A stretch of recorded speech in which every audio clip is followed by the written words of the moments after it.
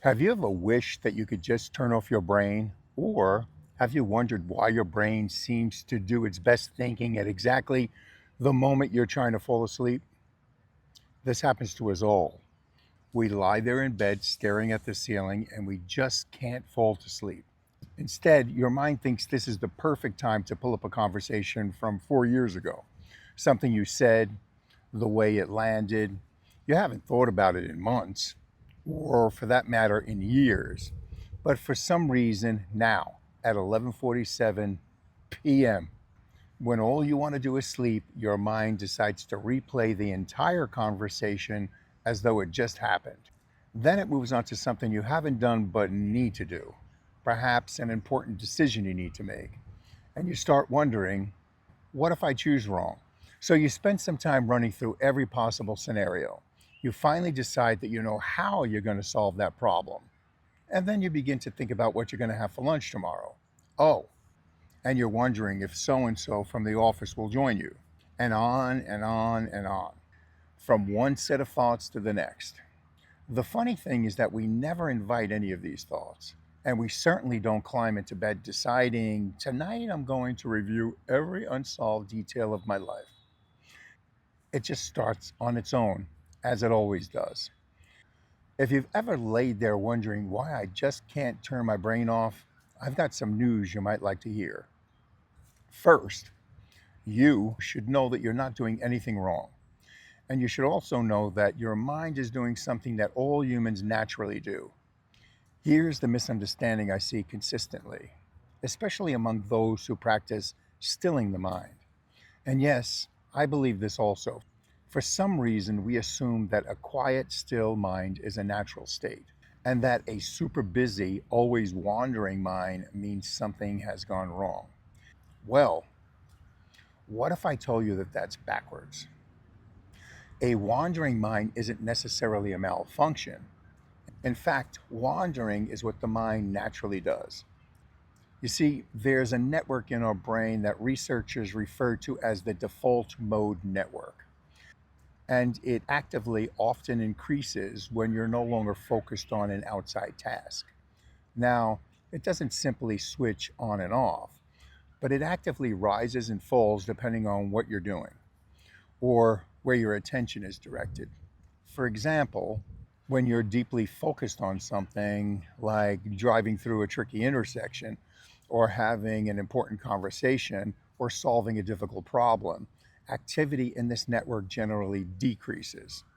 But when your attention is no longer occupied by something urgent, brain activity often increases.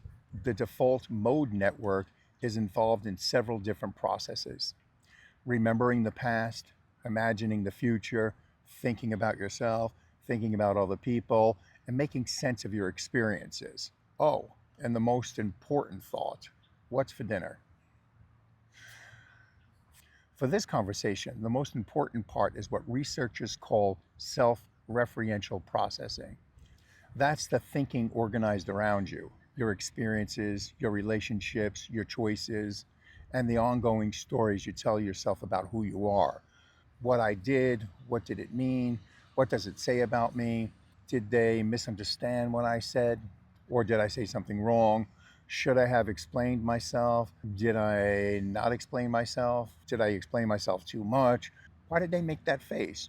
Or maybe that was their face. That conversation ended 4 years ago, but that doesn't stop us from going back and winning the argument in our heads. And maybe that helps explain why your mind might replay an old conversation at 11:47 at night. Your brain isn't merely replaying what happened, it's drawing from memory, thinking about you, and continuing to work with the story of your life. It may be trying to figure out what the experience meant or whether there is anything you should do differently next time, even when there probably won't be a next time. Sometimes the memory carries emotional weight. Maybe it's something you regret, something you're still trying to understand, something you wish had gone differently. One thought simply leads to another. And somehow your brain arrives at a conversation you haven't thought about in about 10 years. That's one of the fascinating things about the wandering mind. It doesn't always move in a straight line. A thought reminds you of another, a person reminds you of a place, the place reminds you of a conversation, the conversation reminds you of something you wish you hadn't said, and suddenly you're back in an argument from 4 years ago, delivering the perfect response to an audience that is no longer listening. Our minds are doing what minds naturally do, connecting experiences, revisiting possibilities, searching for meaning, and continuing to work with the stories of our lives. And there's another finding worth talking about. In one large study, researchers used a phone app to check in with thousands of people throughout the day at random times. The app asked people what they were doing, whether they were thinking about what they were doing or whether their minds had wandered somewhere else. It also asked them how happy they felt at that moment.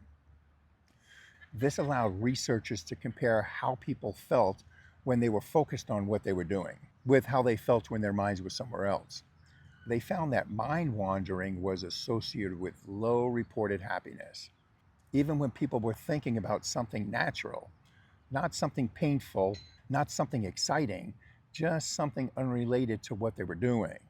Now, that doesn't prove that every wandering thought makes you unhappy, and it doesn't mean mind wandering is always harmful.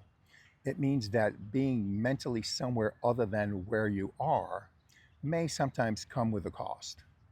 And let me be clear, none of this means that your brain is broken. It means that you have a normal human mind with a strong tendency to remember, imagine, interpret, and narrate.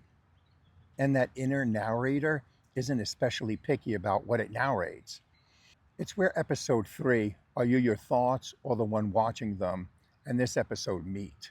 The observer isn't a technique for creating a mind that never wanders. No one gets that. The observer gives you a different relationship with the wandering. It gives you the ability to notice, oh, there's that narrator again, instead of becoming completely absorbed in the narration. That distinction, noticing the story instead of being carried away by it, is what the next episode is about, the science behind the observer. Researchers have a name for that psychological skill. Early evidence suggests that it can become stronger with practice.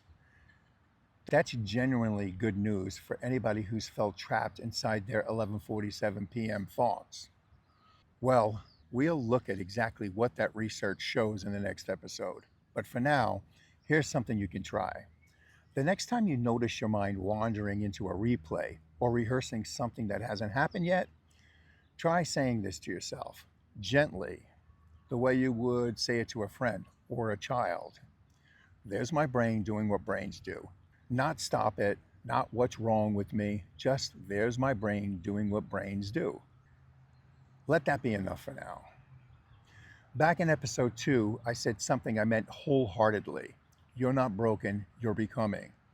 And that's what this series is about, becoming. Your wandering mind isn't evidence that something is wrong with you. It's evidence that you have a normal, functioning, remembering human mind. The same kind of mind every person watching this has. The question should not be, how do I force it to stop? The question should be, how do I watch it without drowning in it? And that's what we're going to explore next. I hope you've enjoyed this conversation. And I'd like to thank you for supporting my work, liking the video, and for subscribing to the channel. Each subscription inspires us content creators to keep making more. So please don't hesitate to subscribe. Hi, I'm Dr. James, and I'll see you in the next episode. Because growth doesn't end here. And when you're ready, your next step is waiting.